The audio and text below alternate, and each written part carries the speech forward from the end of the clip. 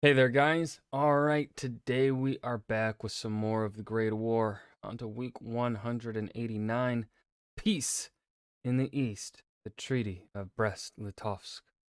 Now, before we dive in, make sure you go and check out the links in the description box below.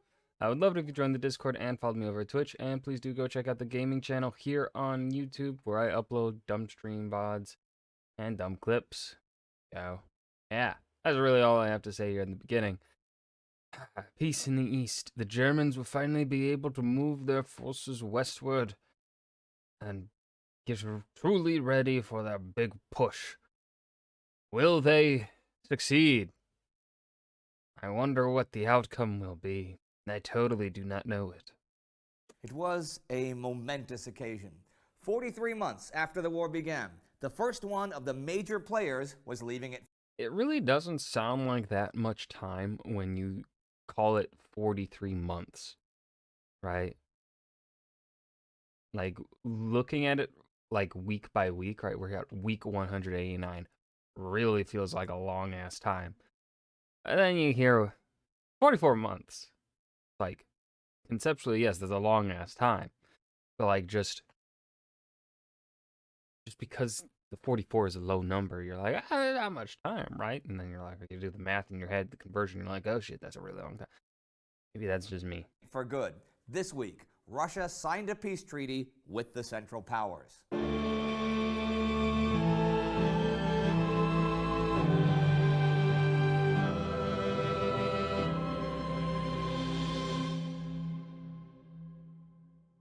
I'm Indy Nidell. Welcome to the Great War. Last week, the Ottomans advanced towards the Caucasus, and the Germans advanced along the whole Eastern Front. The Russians were desperate to finally sign a peace treaty, and German Quartermaster General Erich Ludendorff was making plans to break the Allies in the West. A lot of that stuff was really linked together. For example, the German advance would not stop until a peace treaty with Russia was actually signed. On the 2nd, the Germans entered Kiev, which the Bolsheviks had taken a month ago. Holy shit. They also occupied Narva, the most easterly Estonian city, some 130 kilometers from Petrograd. In under 2 weeks, the Germans had taken 63,000 prisoners, 2,600 artillery pieces, and 5,000 machine guns. Bolshevik leaders Lenin and Trotsky had no choice but to tell their delegates to sign whatever was offered. And on March 3rd, the Treaty of Brest-Litovsk was signed, officially ending the war for Russia. The economic terms were actually quite moderate. The 1904 commercial treaty was reaffirmed, and Russia agreed to stay out of any post-war economic boycott of Germany. Nor did Russia have to pay any reparations, and both sides would reimburse each other for taking care of prisoners of war. Okay, Germany won pretty big on that particular front, and the Bolsheviks also agreed to return 630,000 Austrian prisoners of war. Damn. The big damage to Russia was in terms of land. Russia had to give up a third of its population, some 55 million people. Most of these were actually ethnically non-Russian, but they sure weren't German either. Russia also had to give up a lot of its heavy industry, 90% of its coal production, and a lot of its best agricultural land. They had to recognize the Ukrainian Rada as the legitimate Ukrainian government and evacuate their armed forces from Ukraine. They had to give up the Caucasus districts of Kars, Batum, and Ardahan. They had to evacuate Finland, though they'd already agreed to that. In fact, they had to give up any sovereignty west of the Riga-Brest-Litovsk line and let Germany and Austria-Hungary decide the fate of Poland, Lithuania, and Courland. Even east of this, though, the Germans would occupy Estonia and Livonia until they could set up sympathetic national institutions. The Russian Black Sea Fleet was to be disarmed, and all Russian bases in the Baltic, except Kronstadt, were taken away. Still, though, the treaty... All right. Well, okay, so technically, the economic punishment, I'm gonna call it, Russia did get off relatively moderate, right? Until we consider the fact that in terms of land that they lost, they did lose out heavily economically. They are, with the loss of Ukraine, they really, they plummet hard in terms of economic capability because Ukraine just has all the fucking food. So, they still. I, I would say, you're looking at it that way, they got hit pretty hard economically. But definitely, it's still definitely not as bad as what it could have been.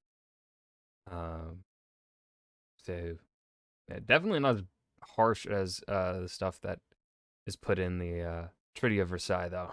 Did not contain any official annexations and kind of did embody the Kuhlman-Chernin plan of expanding Central Power's influence under the guise of self-determination that we talked about a few weeks ago.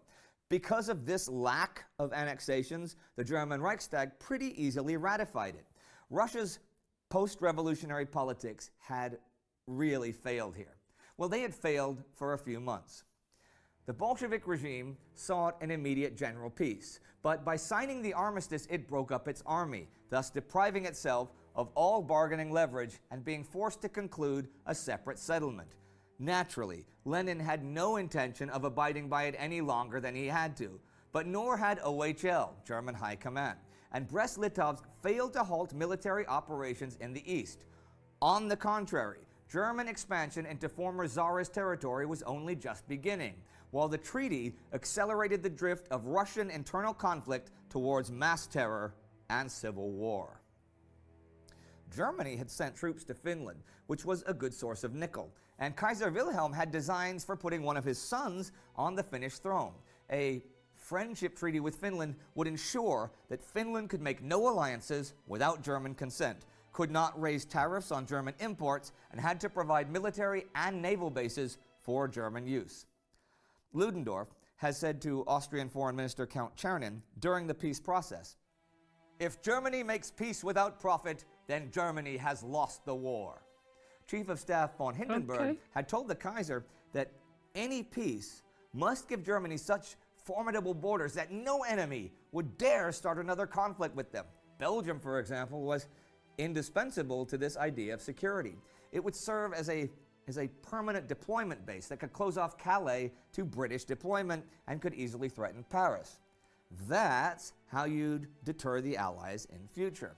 Hindenburg had even written to Chancellor Georg von Hertling back in December that Germany should renew its claim to a 99-year lease on the Belgian coastline and keep the Liège area in any peace, keeping Belgium under military control. But Germany holding any of Belgium was a total deal breaker for the Allies, so negotiations were not possible. And so was the option of remaining on the defensive. Unrestricted submarine warfare had brought the U.S. into the war without knocking Britain out of it, and U-boat construction was experiencing some difficulties.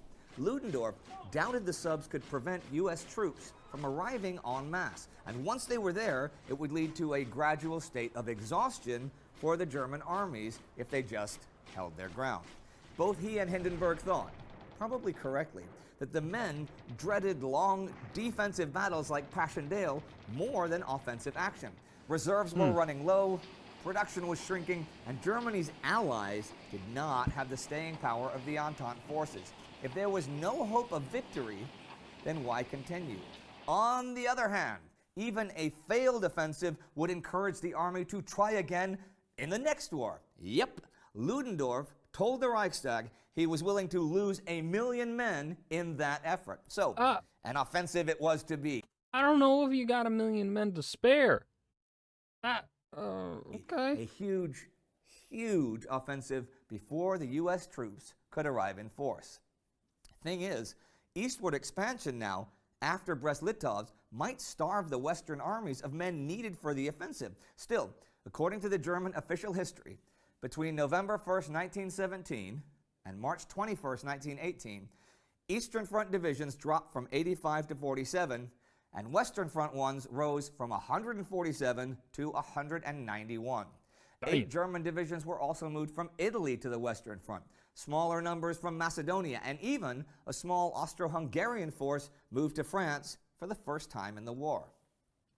And let's be clear, the forces transported from east to west were the best ones from there, and those left behind lost most of their men under 35 and fell below strength.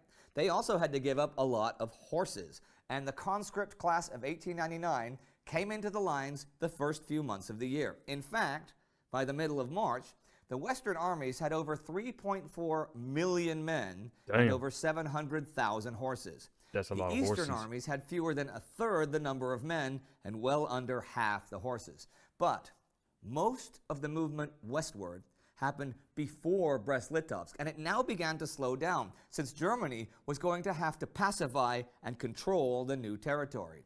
Romania also signed a treaty with the Central Powers this week, which gave southern Dobruja to Bulgaria. It did allow for Romania to take Bessarabia, but only if the Romanians could extract it from Bolshevik rule. And to the southeast, there were even more hopes of a peace being signed.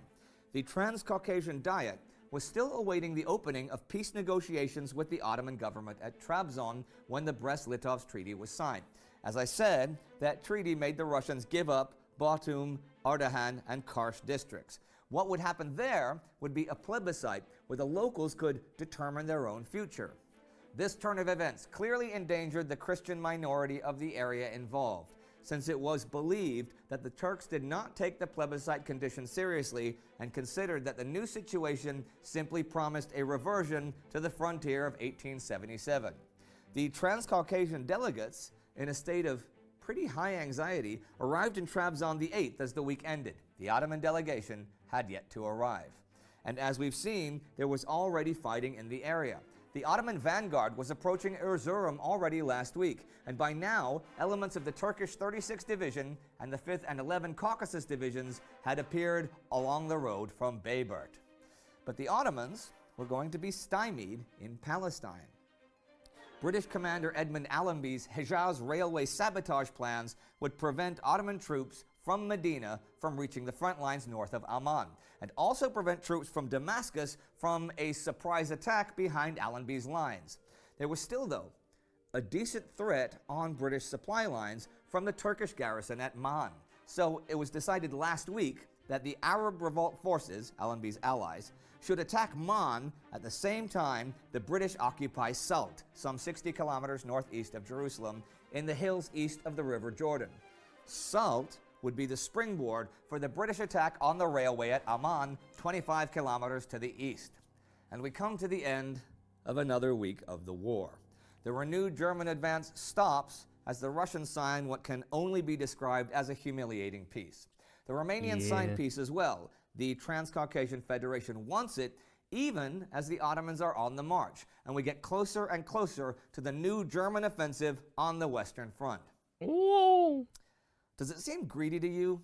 German demands from Russia? I mean, a third of the population and 90% of the coal? Okay, Russia was beaten. Germany could have marched straight to Petrograd and Moscow. They could take as much land as they wanted, but I wonder if it's a good idea, because you then have to leave soldiers there to control the local populations that don't want you there. And maybe those soldiers would come in handy for your offensive in the West. Well, either way, in the East or in the West, for many of those troops, it's going to be the same 1918. There will be blood. If you'd like to see... And that was week 189 of the Great War. Peace in the East, the Treaty of Brest-Litovsk. Been a long time coming, and we finally reached it. Only what? About 33-ish, 33 to 35 more weeks left to go? Whoa. Whoa. Oh man, I'm probably gonna keep saying it every single episode, but man, it's coming up quick, isn't it? This was a decent episode. Not a favorite, not spectacular, but it was good. Lots of setup for things to come. I hope you guys enjoyed. Remember to hit that like button and subscribe for more. I will see you guys in the next video. Peace.